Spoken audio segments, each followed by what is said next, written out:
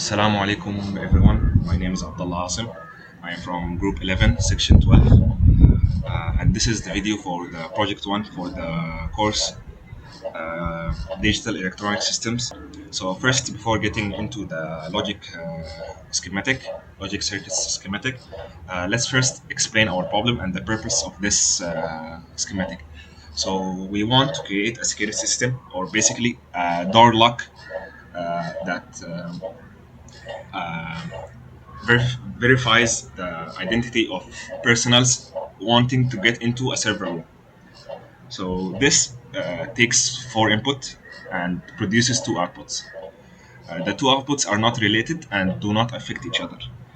So for input A, which is basically the RFID or the access card, input B is the biometric, which is the biometric of a personnel wanting to get into the server room.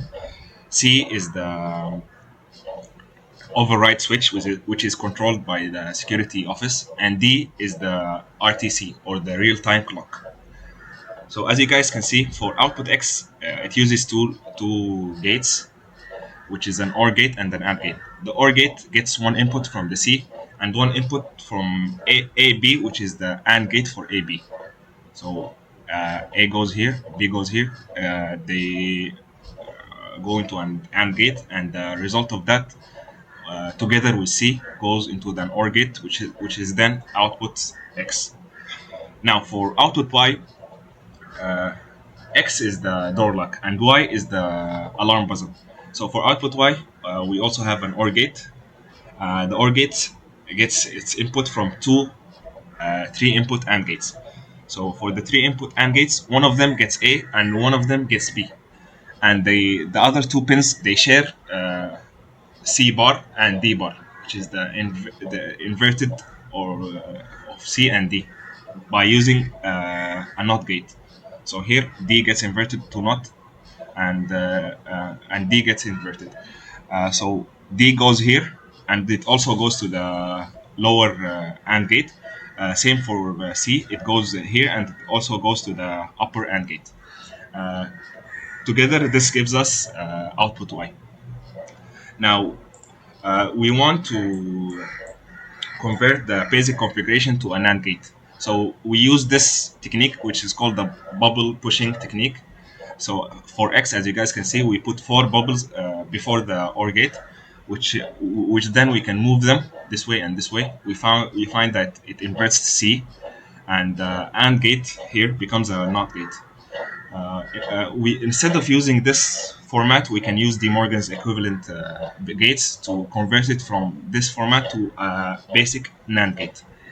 And also the NOT, we can represent it in NAND, which we use a NAND gate and we get both inputs from C.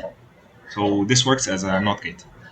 And now for Y, which is a bit more complicated, we use the same process. We put four bubbles in front of before Y, before the OR gate, before Y, and we push them this way and this way.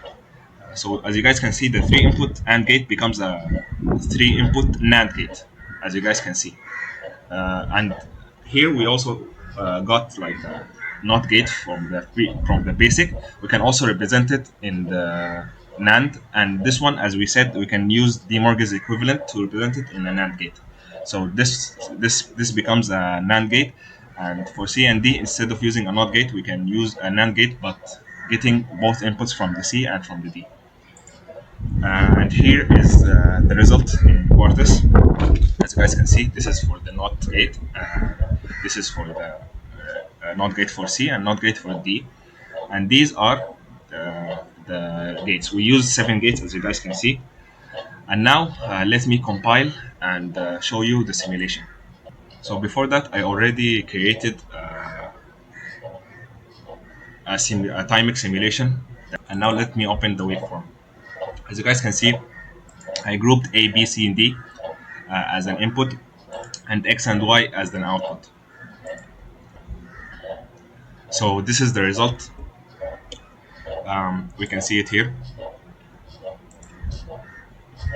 So it uses binary, of course. So this is 0, 0, 0, 0, and it goes from it keeps increasing by 1 until it goes to 15 right here. 15, which is 1111. As you guys can see, this is the output for X, and this is the output for Y. It can be simplified using this way.